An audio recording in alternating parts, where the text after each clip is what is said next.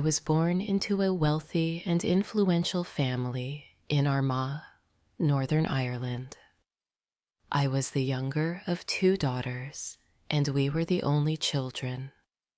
My sister was 5 years older than me, so we didn't play much together when I was young. I was only 11 years old when she got married. I remember her wedding day well. Many people came, all of them laughing, singing, and happy. But I felt sad when my sister left with her new husband, Mr. Byrne.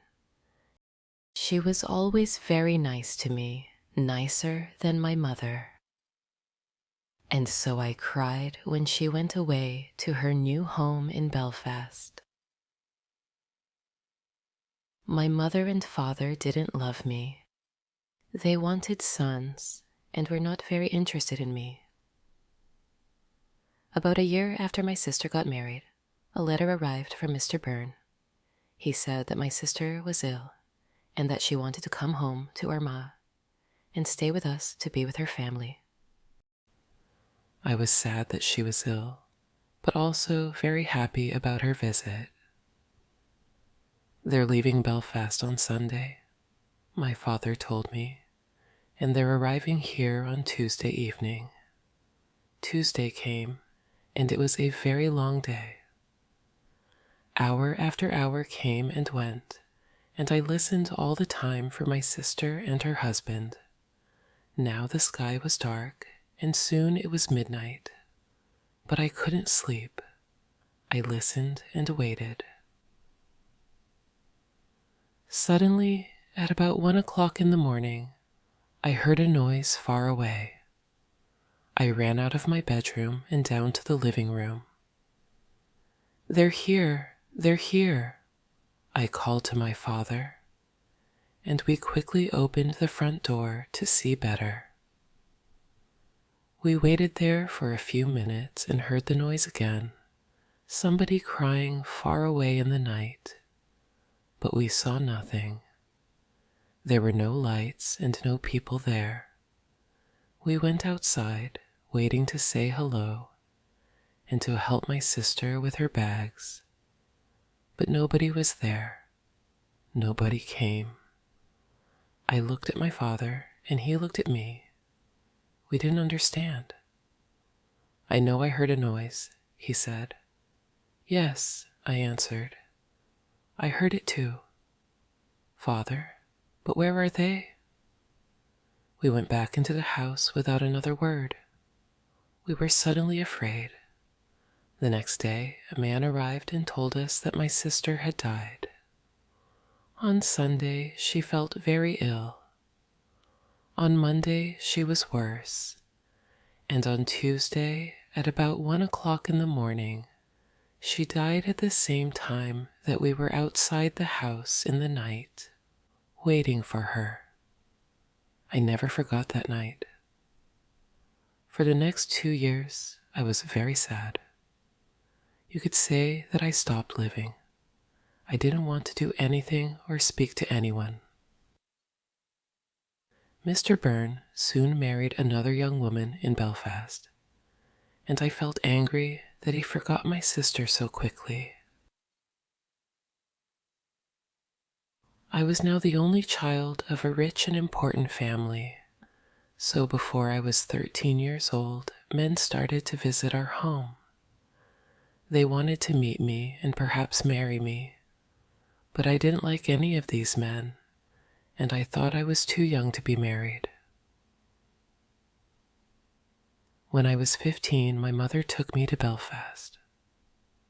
"Belfast is a big city," she said. "We're going to meet richer and more interesting men than the ones back home in Armagh. We can easily find you a good husband in Belfast." In Belfast, I began to be happier. I met a lot of friendly people, and I went dancing every evening. A lot of young men came to speak to me and asked me to dance. I liked talking to them. I started to live and laugh again, and I didn't think about my dead sister all the time. But my mother was not so happy. She wanted me to find a husband quickly. One night before I went to bed, she came into my room and said, "Do you know Lord Alistair Fallon?" "Oh, yes," I answered. "He's that unattractive old man from Carlingford." "He's not unattractive, and he's not old, Fiona," my mother said quickly.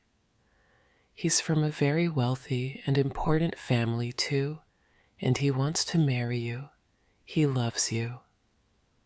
"Loves me? Wants to marry me?" "But he's making a mistake, Mother," I said. "I don't love him. I can't marry somebody I don't love." "Think about it, Fiona," my mother answered quietly. "He's a good man, and he wants to marry you. You're a very lucky young woman." My mother left the room, and I sat quietly for a long time. Lord Alistair Fallon was a nice, friendly man, I thought. I didn't love him, no, but I did like him. He always talked about interesting things. I never felt happy at home with my mother and father, but I always felt better when I talked to him. The next morning when I saw my mother, I said only one word: "Yes." Lord Alistair Fallon and I got married the next spring, and 2 days after our wedding, we said goodbye to my family and left Armagh. 3 days later, we arrived in Carlingford, and I saw my husband's beautiful house for the first time. It was near a river, and there were many trees and flowers in the garden. Birds sang in the trees, and the sky was blue. I stood next to him and looked at it all, and I felt very, very happy. "Come, my love," said my husband. "You must come in and meet Agnes. She cooks and cleans and knows everything about the house." So we went into the house, and I met Agnes, a friendly old woman with smiling blue eyes. She showed me around the house. Suddenly, I felt excited to be there. It was a very happy place. Women sang in the kitchen, men built fires in the living rooms, and there were dogs and cats everywhere. "Come with me now, madam," said Agnes, "and look at your bedroom. Then we can take up your bags, and you can wash before dinner." I followed her, and soon we arrived at a big brown door. "This is your room," she said, and she opened the door. I stood and looked, suddenly cold with fear. In front of me stood something big and black. I didn't know what it was. I thought it was an old coat, but without anybody inside it. I jumped back quickly, very afraid, and moved away from the door. "Is something wrong, madam?" Agnes asked me. "Nothing. Perhaps it's nothing," I answered quickly. But I thought I saw something in there. I thought I saw a big black coat. When you opened the door, Agnes's face went white with fear. "What's wrong?" I asked her. "Now you look frightened." "Something bad is going to happen," she said. "When someone sees the black coat in this house, we know that something bad is going to happen soon to the Fallon family.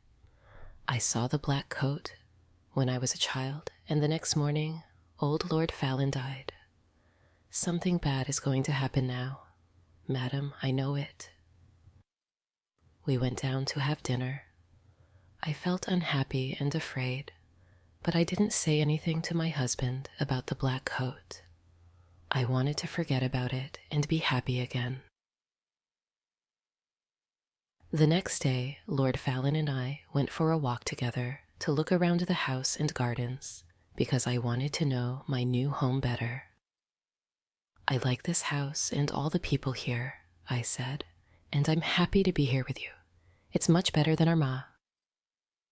My husband was quiet for a long time. He walked with his head down, thinking. Then, suddenly he turned to me, took my hand, and said, "Fiona, listen to me. Listen carefully. There's something I must ask you. Please, please only go into the rooms in the front of the house. Never go into the rooms at the back of the building, or into the little garden by the back door. Never. Do you understand me, Fiona?" His face was white and unhappy. I understood his words, but I didn't understand why he was suddenly a different man here at Carlingford. He never smiled or laughed anymore. Perhaps the back of the house was dangerous, I thought, but he didn't want to talk about it anymore. We went back to the house without speaking, and again I tried to forget his words and to be as happy as I was before. It was about a month later that I met the other woman for the first time. One day I wanted to go for a walk in the gardens. It was a beautiful day, and I ran up to my room after lunch to get my hat and coat. But when I opened the door of my room, there was a woman sitting near the fire. She was about 40 years old, and she wore a black coat. Her face was white, and when I looked closely, I saw that her eyes were white too. She was blind. "Madam," I said, "this is my room. There is a mistake." "Your room?" she answered. "A mistake? No, I don't think so. I don't think there's a mistake. Where is Lord Fallon?" "Down in the living room," I said. "But who are you and why are you here in my room?" "Tell Lord Fallon that I want him," was all she said. "I must tell you that I am Lady Fallon, and I want you to leave my room now," I said. "Lady Fallon? You are not. You are not," she cried and hit my face very hard. I cried out for help, and soon Lord Fallon arrived. I ran out of the room as he ran in, and I waited outside to listen at the door. I did not hear every word, but I knew that Lord Fallon was very angry, and the blind woman was very unhappy. When he came out, I asked him, "Who is that woman? And why is she in my bedroom?" But my husband didn't answer me. Again, his face was white with fear. His only words were, "Forget her." But I did not forget her, and every day it was more and more difficult to talk to my husband. He was always quiet now, always sad and afraid. He sat for hours looking into the fire with his unhappy eyes, but I didn't know why, and he didn't want to tell me.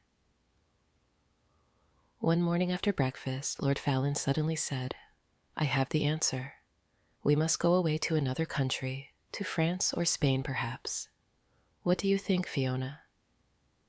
He didn't wait for my answer, but left the room very quickly. I sat and thought for a long time. Why must we leave Carlingford? I didn't understand, and I didn't want to go too far away from my mother and father in Armagh. They were old now, and my father was sometimes ill. They didn't love me very much, but I wanted to be near them. I thought about it all day, and I didn't know what to say to my husband when he arrived back in the evening and came in to dinner. I said nothing. After dinner, I was very tired, and I went up to my bedroom early. I wanted to have a good night's sleep and think about it all again the next day. I closed my eyes and went to sleep, but I did not sleep well because I dreamed of the black coat. Suddenly, I woke up. Everything was dark and very quiet, but somebody was at the end of my bed. There was a hand with a light, and behind the light was the blind woman. She had a knife in her other hand. I tried to get out of bed and run to the door, but she stopped me. "If you want to live, don't move," she said. "Tell me one thing. Did Lord Fallon marry you?" "Yes, he did," I answered. "He married me in front of 100 people." "Well, that's sad," she said, "because I don't think he told you that he had a wife. Me. I am his wife, not you, young woman. You must leave this house tomorrow, because if you stay here—" She raised the knife. "You see this knife? I am going to kill you with it." Then she left the room without a sound. I didn't sleep again that night. When morning came, I told my husband everything. "Who is the blind woman?" I asked him. "She told me last night that she is your wife, that I am not your wife." "Did you go into the rooms at the back of the house?" asked my husband angrily. "I told you that you must never go there." "But I didn't," I answered. "I was in my bed all night. She came to me. Please tell me what is happening." My husband's face was white again, and he didn't speak for a long time. Then he said, "No, she is not my wife. You are. Don't listen to her. She doesn't know what she is saying." And he left the room. I ran to find Agnes. I didn't like this house anymore. My husband was a difficult man, and I didn't understand him. Who was the blind woman? I wanted to know everything. "Don't cry, madam," said Agnes when I found her. "Sit down and listen to me. What I am going to tell you is not very nice. The blind woman, the woman in the black coat, is dead. You saw her ghost. She was married to your husband, and she was Lady Fallon. Nobody knows how she died. Her bedroom was at the back of the house. Somebody saw your husband with a knife in his hand on the night she died. But did he kill her? Nobody knows. When we found her, the knife was on the floor next to her. And her eyes, somebody cut her eyes out after she died. Perhaps he didn't want her to see his other women. His next wife, you." I didn't wait to speak to my husband again. I left that day. I was too afraid to stay another minute at Carlingford. I knew that the blind woman was going to come back again and kill me. I said goodbye to Agnes, took my bags, and told my driver to take me back to Armagh. I am happy living here with my mother and father now. The house is quiet. I sleep well each night, and they are friendlier to me than they were before. Sometimes my dead sister visits me at night, but I am never afraid. She tells me that the blind woman is trying to find me at Carlingford and that she wants to kill me. She is jealous of me, but she can never find me there. She must wait for the next Lady Fallon.